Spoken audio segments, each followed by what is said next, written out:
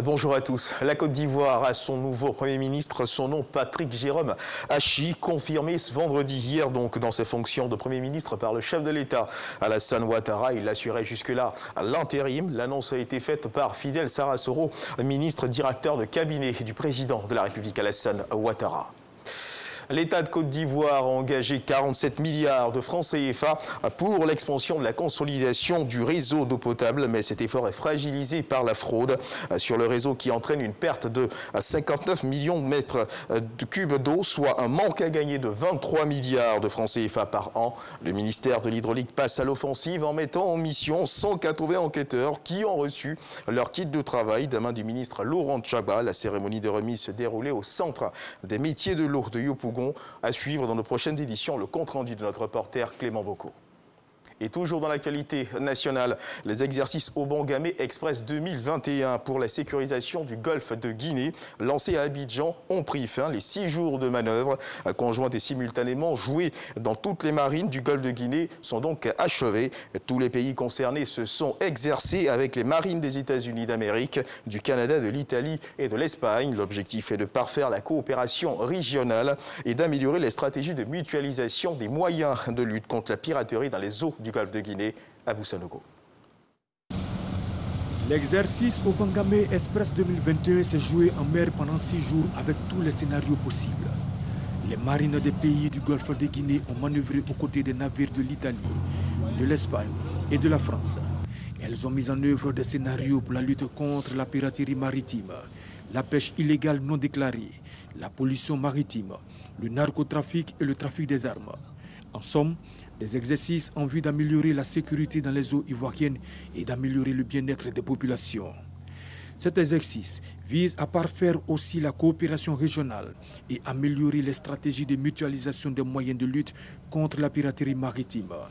À l'issue, les participants et les administrations partenaires dressent le bilan de l'exercice Obangamé Express 2021, qui a surtout bénéficié de l'appui du commandement américain pour l'Afrique, AFRICOM. La participation de la délégation américaine au exercice est de mettre à disposition les infrastructures nécessaires, de superviser l'exercice afin que tout se passe bien.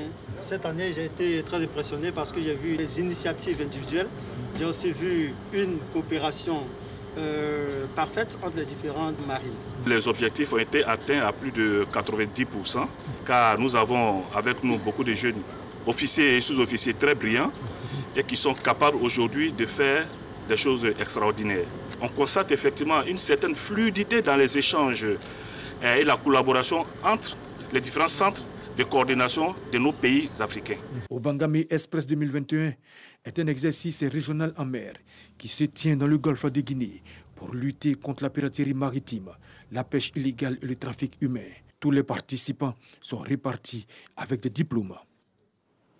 Voilà, et toujours dans l'actualité nationale en sport, en football, la Côte d'Ivoire a arraché hier son ticket de qualification à la Coupe d'Afrique des Nations qui se tiendra au Cameroun en 2022. Les éléphants de Côte d'Ivoire ont battu l'équipe du Niger sur son sol. Le score du match 3-0, des réalisations signées Serge Aurier, Max Gradel, Wilfried Canon. C'était hier en fin d'après-midi au stade Séni Kounché de Niamey au Niger. Dans l'actualité internationale en Libye, après un séjour à Paris et au Caire, Mohamed El Menfi, le président du Conseil présidentiel libyen, était en visite à Ankara en Turquie.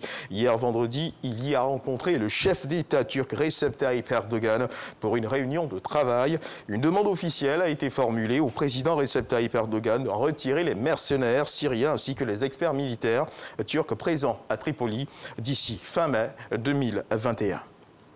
Et puis toujours dans l'actualité internationale, 180 pays de l'ONU se sont prononcés en faveur d'un accès équitable au vaccin anti-Covid après que le secrétaire général Antonio Guterres a appelé à l'élaboration d'un plan mondial de vaccination le mois dernier, parlant d'un test moral pour la planète. Les pays se sont donc prononcés quasiment à l'unanimité hier vendredi 26 mars à l'Assemblée générale de l'ONU pour plus d'équité dans la distribution des vaccins. C'est la fin donc de ce flash d'information. Merci de nous avoir suivis.